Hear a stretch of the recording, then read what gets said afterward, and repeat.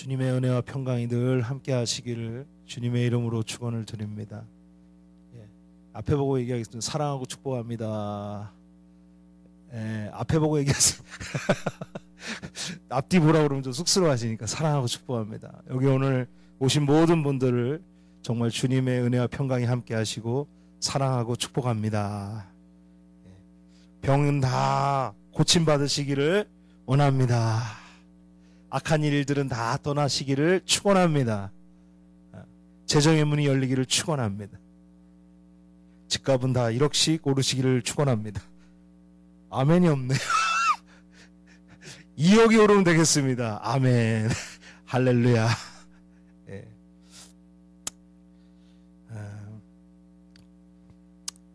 요즘 뉴스를 보면은 경기가 참 많이 안 좋아지죠. 뭐 북한한테 뭐 얼마를 쓰고 있다느니 뭐 집값이 폭등하고 있고 뭐 물가는 오르고 있고 뭐 아르바이트들이 없어지고 있다. 뭐 여러 가지 뉴스를 보는데 뭔지는 모르지만은 좀 팍팍하고 좀 어려운 때인 것은 사실입니다. 어려워요 지금. 정치를 잘 못해서 그런 것도 있지만은요. 전 세계적으로 어렵습니다. 전 세계적으로. 미국의 클린턴 대통령 때, 그러니까 IMF 터지고 한 2001년도까지만 해도 그때가 전 세계적으로 번영기예요. 그때가. 한국도 IMF 맞고 이제 번영을 좀 그때 좀 누렸는데 전 세계적으로 그때 번영기예요. 미국의 농담 중에 하나는 이런 말이 있습니다. 클린턴 때는 그 가게의 그 마트의 강아지도 입에 푸드 스탬프를 물고 다녔다고. 그러니까 또 이런 말도 합니다. 20불짜리 지폐를 개들이 입에 물고 다녀도 사람들이 그렇게 안 뺏어갔다고. 그렇게 미국도 풍요로운 시기를 보내고 2007년도에 서브프라임 모기지 사태가 이제 일어났죠.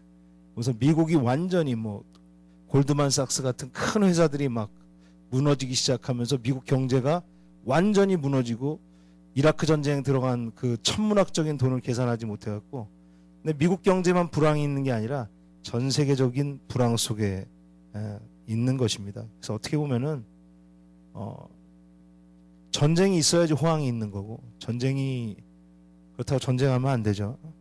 그렇지만 거품 경제가 이제 사라지고 있는 이런 상황이기 때문에 너무 무슨 대통령 하나 바뀌어갖고 경제가 바뀔 거라고 이렇게 거짓말하는 그런 정치인들의 그런 속임수에 속지 않으시기를 주님의 이름으로 축원을 드립니다. 많이 속아갖고 이제 안 속잖아요. 근데 아직도 속는 사람이 있어요. 내가 오면은 정치 경제가 좋아지고 뭐 아파트 값 잡는다. 말도 안 되는 얘기죠. 거짓말을 그렇게 하면 안 되는 거죠. 다른 때보다도 이렇게 팍팍한 시대에 우리가 살고 있고 주님의 은혜와 평강이 우리에게 정말 또 주님의 위로가 우리에게 날마다 필요한 시기인 것은 확실합니다. 오늘 본문에 보면은 아사라는 왕이 나오고요. 아사라는 그 왕이 유대를 다스리고 있을 때에 아사랴라고 하는 그 선지자가 하나님의 음성을 듣습니다. 할렐루야. 왕이 통치를 할 때 그 왕의 통치만큼 중요한 것, 통치를 잘하는 것만큼 중요한 것은 그 옆에 하나님의 음성을 제대로 듣고 있는 선지자가 있느냐 없느냐가 매우 중요합니다. 다윗 때는 나단이 있었습니다. 나단이 하나님의 음성을 듣고 다윗에 와서 다 가르쳐줬죠. 오늘 이 아사에게는 아사랴라고 하는 보면은 1절에 보면은 하나님의 영이 오뎃의 아들 아사랴에게 임했다라고 말합니다. 아사랴에게 하나님의 음성이 임하니까 그 왕을 찾으러 선지자가 와서 중요한 예언을 하게 되는 겁니다. 같이 해보겠습니다. 하나님을 찾는 인생이면 하나님을 만나게 될 것이고 하나님을 버리면 하나님도 너희를 버린다. 이게 예언의 핵심입니다. 예언의 핵심. 만약 이스라엘 지금 유대가 하나님을 찾으면 하나님 너희를 찾아주시고 만나주시지만 너희가 지금 하나님을 버리면 하나님도 너희를 버리신다. 되게 무서운 예언이죠. 하나님도 나를 버리신다는 거예요. 되게 무서운 예언입니다. 2절에서 8절까지 말씀인데요. 한번 좀 이게 지금 예언의 내용이니까 한번 한 절씩 좀 2절에서 8절까지 한번 교독해 보겠습니다. 그가 나가서 아사를 맞아 이르되 아사와 및 유다와 베냐민의 무리들아 내 말을 들으라. 너희가 여호와와 함께하면 여호와께서 너희와 함께하실지라. 너희가 만일 그를 찾으면 그가 너희와 만나게 되시려니와 너희가 만일 그를 버리면 그도 너희를 버리시리라.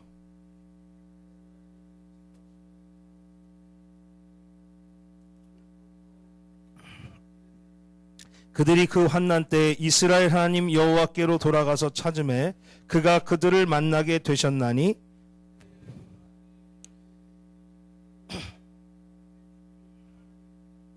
이 나라와 저 나라가 서로 치고 이 성읍이 저 성읍과 또한 그러하여 피차 상한 바 되었나니 이는 하나님이 여러 가지 고난으로 요란하게 하셨음이라.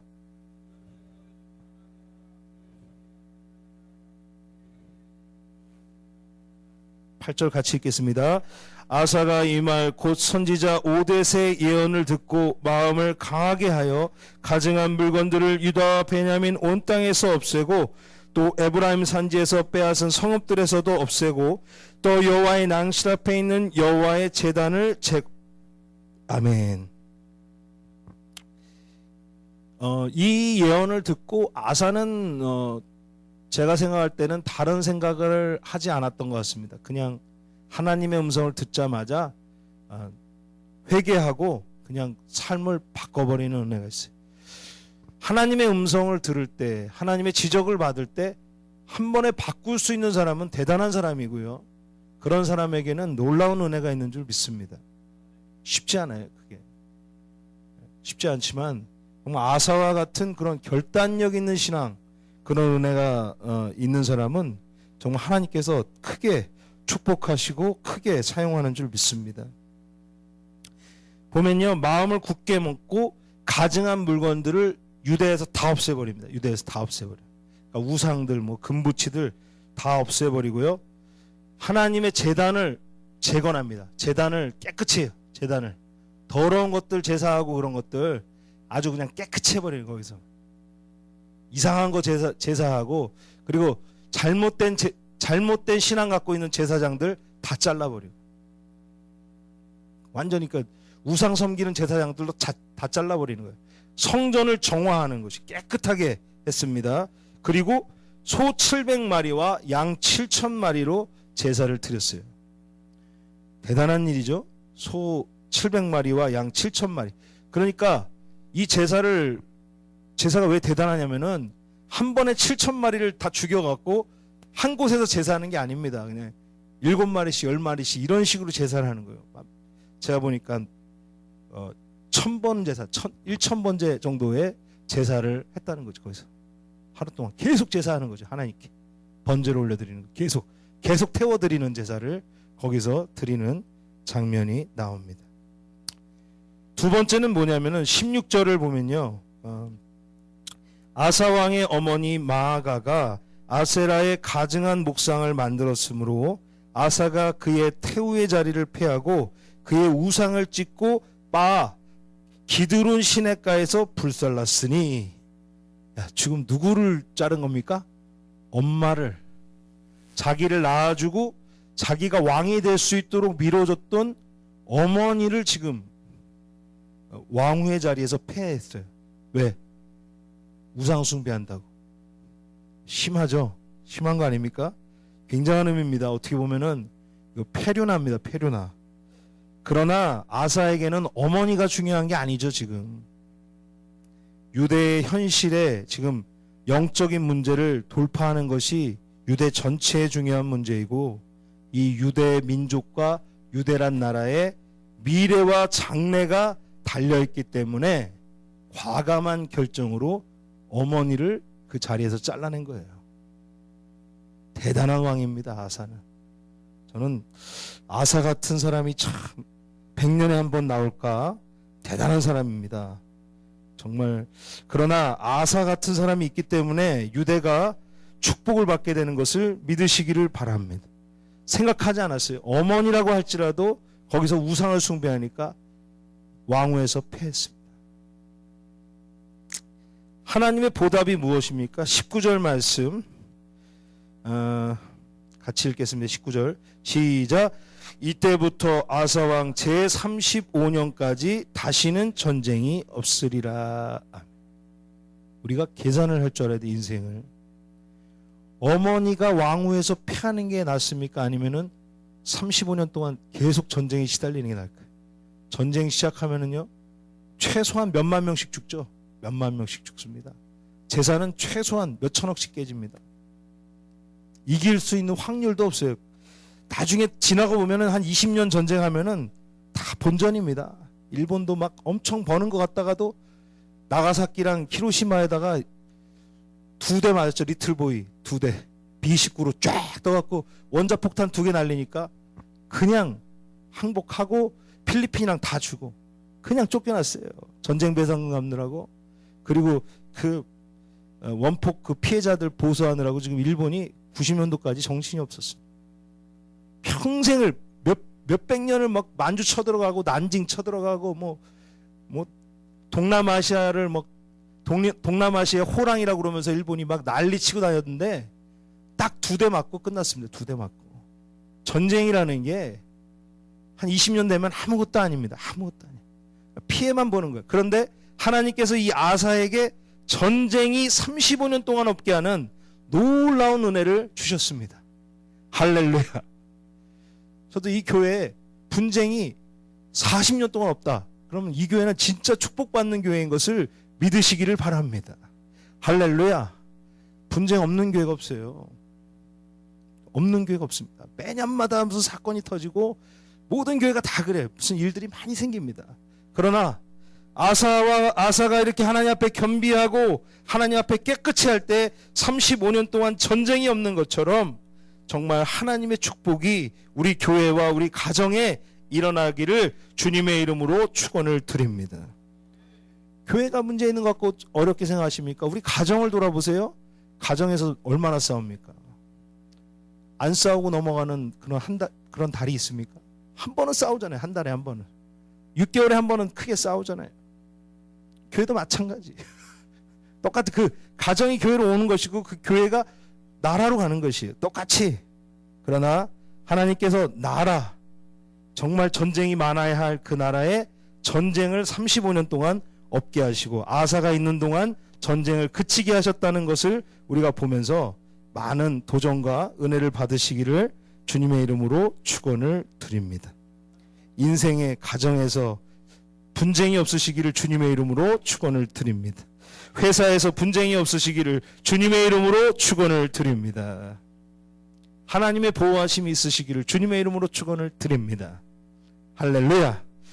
성경에 보면은 유대 왕들이 여러 명이 이렇게 나오는데 저는 왕들의 유형을 3가지 이상으로 좀 3가지로 보면서 거기서 우리가 좀 같이 은혜를 보기를 원합니다. 첫째로는 다윗과 같이 하나님 앞에서 바로 서고 또 하나님의 축복도 받는 왕이 있었습니다. 저는 우리의 인생이 이렇게 다윗과 같이 축복의 길로 서서 축복으로 끝나는 인생, 축복으로 시작해서 축복으로 마치는 인생이 되면 좋겠습니다. 그런 인생이 되면 얼마나 좋을까요? 신앙을 철저히 하니까 모든 것에 축복과 은혜와 기름 부으심이 있는 거예요. 다윗의 삶에는 항상 부족함이 없이 삽니다. 인생도 그렇습니다. 우리가 볼 때 말씀 앞에 바로 서갖고 사는 사람, 그 사람이 부자가 되고 인생에서 성공하는 경우를 보게 됩니다. 아주 그런 인생은 참 바람직한 인생이고 보기 좋은 인생입니다. 이렇게 모든 것이 완벽하면 얼마나 좋을까요? 그러나 대부분의 인생은 이렇게 좋게만 흘러가지는 않아요. 신앙이 넘어지기도 하고 일어나는 것입니다. 그게 대부분의 신앙입니다. 넘어지기도 하고 일어나기도 하고 그러면서 넘어지면서 다시 일어나는 것이 신앙인 줄 믿습니다. 소수의 사람만이 그냥 아무 문제 없이 이렇게 쫙 가서 마지막도 축복으로 끝나는 거지. 대부분의 사람은 넘어지고 일어나고 넘어지고 일어나고. 그러나 넘어진 다음에 무조건 일어나시기를 주님의 이름으로 축원을 드립니다.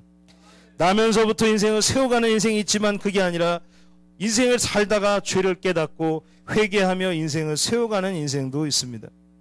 제 인생도 다윗과 같은 인생은 아니었어요. 나이가 들면 들수록 하나님 알아가기 시작하고 죄들이 없어지기 시작하고 은혜를 사모하게 되는 거지, 다윗과 같이 처음부터 그렇게 완벽한 인생은 아니었던 것 같습니다.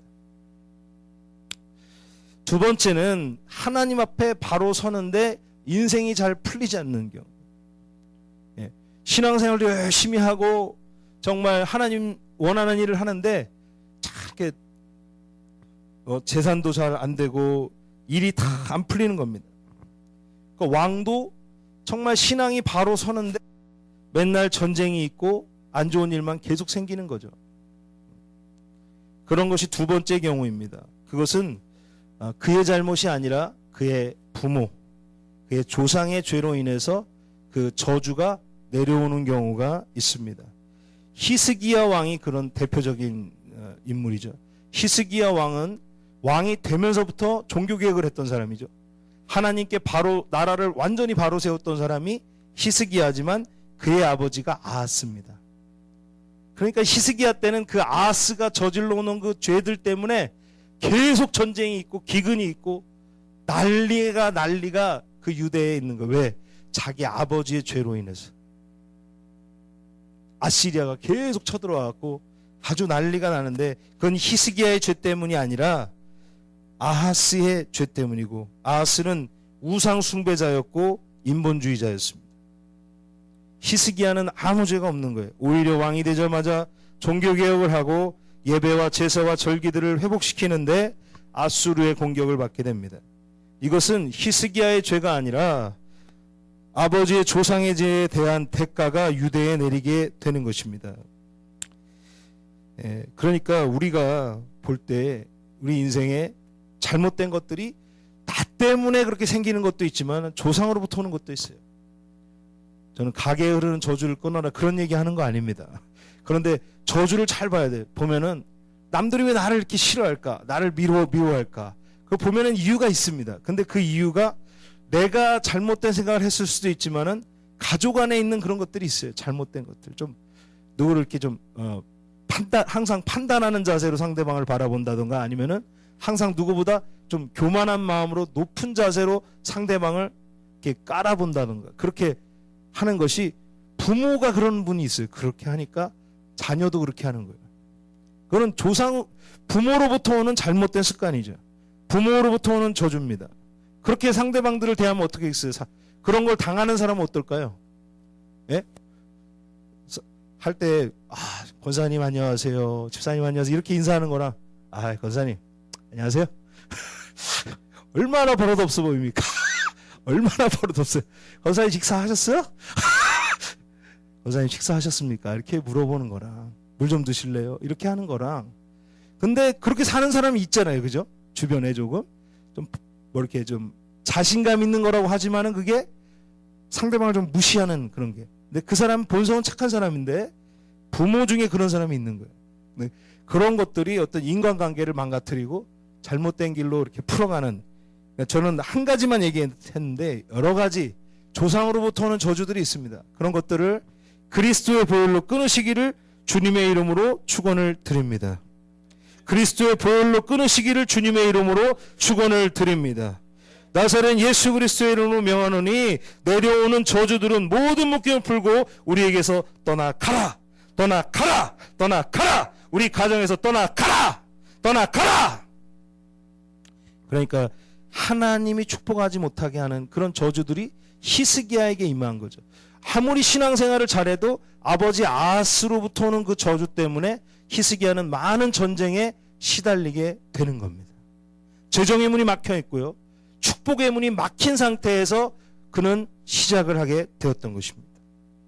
여기 계신 모든 분들은 그런 저주들을 깨끗하게 풀으시는 은혜가 있으시기를 주님의 이름으로 축원을 드립니다. 절망하면 안 되고 주님께 기도하며 나가시기를 주님의 이름으로 축원을 드립니다. 아하스의 죄와 조상의 죄에 대한 대가가 유대에 내렸던 거예요. 세 번째는 뭐냐면은 죄 가운데 있는데 축복을 받는 겁니다. 가령 이런 거죠. 우리 교회가 기도도 하지 않고 전도도 하지 않는데 사람이 꽉꽉 찼더라. 헌금이 10배씩 거치더라. 아멘 하시는 분 있죠. 그런 분들은 이제 죄송한 말입니다. 저도 그런 사람이었어요. 그런 사람인데 욕심이 많은 겁니다. 회개하셔야 돼요. 그런 거는 하면 안 돼요. 그런 건 없습니다.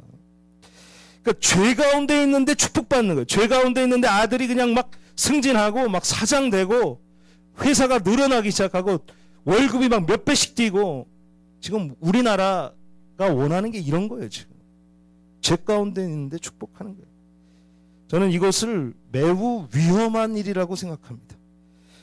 왜냐하면은 깨닫지 못하기 때문에 평생을 죄 가운데 살고 죽을 때 후회하는 그런 인생밖에 안 되기 때문에. 자, 제가 그냥 중요한 얘기 하나 하겠습니다. 하나님이요, 그 유대 왕좌를 볼 때도 축복을 할 때 어떻게 하냐면요, 사랑하는 사람이면요, 잘못된 길에 있으면요, 질병을 주고요, 거기다가 고통을 줍니다. 그리고 돈을 다 뺏어가요. 왜? 사랑하기 때문에 깨닫게 하시려고 그를 괴롭히십니다. 그게 하나님이에요. 그래서 그렇게 할 때에 이스라엘은 회개하기 시작합니다. 그리고 하나님 앞에서 영성을 회복하기 시작합니다. 그러면서 하나님이 축복을 주시는 방향이 있어요. 또 하나는 전혀 지금 하나님 앞에 원치 않는 짓을 하고 있는데 하나님께서 그냥 내버려 두세요. 내버려 두십니다. 끝까지 어떻게 하나 두고 보는 거예요. 그냥 저는 그 하나님을 볼 때 그 하나님이 좋은 하나님인 줄 알았지만 나중에 생각해 보니까 그 하나님은 진짜 잔인한 하나님이에요. 끝까지 지켜보는 거예요. 그래, 너 잘 살아. 잘 살아. 그래. 그럼 우리는 그냥 잘 살지만은 여전히 죄 가운데 있고 저주 가운데 있는 거예요. 하나님 싫어하는 일을 하고 있고. 저는 그 하나님 참 잔인한 하나님이다. 왜 그러실까? 그래서 우리 같이 한번 해보겠습니다. 고난당한 것이 유익이라. 할렐루야. 바벨론이나 아시리아 같은 나라도 그 나라가 성공했던 이유 중에 하나는 그들이 뛰어나서가 아니라 하나님이 그들을 그냥 들어서 도구로 쓰게 합니다. 이유 없이 축복이 오고 부유함이 올 수 있습니다. 그것을 우리가 축복이라고 생각할 때가 많이 있습니다. 그렇지만 그건 자세히 보면 저주예요. 죄 가운데 있으면 차라리 병을 주시던가 사업이 망하던가 해서 하나님을 깨달을 수 있어야 되는데 죄 가운데 있는데 아무 문제 없이 승승장구한다면 오히려 돌아갈 길이 없기 때문입니다. 그래서 여지없이 유대 왕도 하나님이 치실 때 거기서 회개하고 돌아오면 그 사람에게는 은혜가 있지만 하나님이 그냥 내버려 두면 그 사람은 죽을 때까지 그렇게 살다가 죽는, 돌아올 길도 없이 아주 불쌍한 인생을 살다가 끝나는 것을 보게 됩니다. 사랑하는 성도 여러분, 그러므로 하나님께서는 사랑하는 사람에게 고난을 주시고 어려움을 주시는 것을 믿으시기를 바랍니다. 이것을 깨닫는 인생이 주님의 은혜며 축복인 것을 믿으시기를 주님의 이름으로 축복을 드립니다. 어렵고 고난이 오면은 그거는 그냥 슬퍼하라고 주시는 게 아니라 회개해라, 기도해라 주신 것으로 생각하고 회개하고 기도의 시간을 만들어 가시기를 주님의 이름으로 축원을 드립니다. 정리를 해봅니다. 인생이 항상 주님의 은혜와 축복이 넘치는 그런 이삭과 같은 아주 신앙도 좋고 축복받는 인생, 그런 좋은 인생이 되시기를 원합니다. 두 번째는 영적으로 올바로 서 있지만 오히려 인생이 팍팍하고 힘들고 고난이 있어서 굴곡이 많은 그런 인생이 있지만 그곳에서 주님을 만나시기를 주님의 이름으로 축원을 드립니다. 조상으로부터 오는 내려오는 저주들을 끊으시기를 주님의 이름으로 축원을 드립니다. 세상으로부터 오는 저주들이 있는 것이고 조상으로부터 오는 저주들이 있습니다. 하나님이 싫어하는 것들을 세상에서 하고 있는 것들이 있고 또 우리 조상부터 주님이 싫어하는 것들을 하고 있었던 것들이 있는 거예요. 그런 것들을 예수님의 보혈로 가차없이 끊을 때 은혜가 되는 것을 믿으시기를 바랍니다. 세 번째로는 인본주의와 우상 중심으로 살지만 오히려 승승장구하는 인생의 유형이 있습니다. 이런 인생의 유형을 부러워하지 마시기를 주님의 이름으로 축원을 드립니다. 우리의 인생은 고난이 생기거나 문제가 생기면 하나님을 원망하고 불평불만만을 이야기할 확률이 매우 높습니다. 어려움이 오거나 문제가 생길 때는 어떻게 보면은요, 기도하라는 사인이에요. 기도하라는 사인입니다. 기도하라는 사인이에요. 자기를 돌아보고 회개하라고 말씀해 주시는 하나님의 사인인 것을 믿으시기를 바랍니다.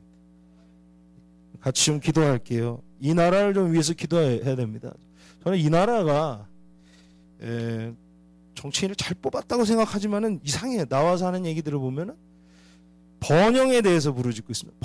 번영만 부르짖고 있어요. 잘 살아보자 이것만 얘기하고 있습니다. 잘 살아보자. 그래서 우리는 이 나라가 지금 돈을 뭐 많이 버는 게 중요한 게 아니라 이 나라는 지금 회개해야 됩니다. 회개해야 됩니다. 하나님 앞에 다시 회복해야 됩니다. 할렐루야.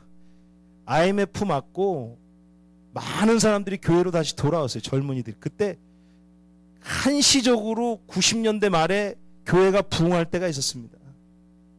직장 잃고 이런 사람들이 다 신학교 가고 그렇게 막 신학교에는 봄이 왔다 그러고 많은 사람들이 목회를 준비하고 많은 교회에서 기도하는 사람들이 넘쳤어요. 그런데 이 나라에 번영이 오기 시작하니까 언제 그랬냐는 듯이 사람들이 다 뿔뿔이 공중분해되기 시작하고 다 브랜드 교회, 제일 큰 교회 가서 기도해야겠다. 그런 것만 아주 생각하는 사람들만 나오게 됐다는 거예요.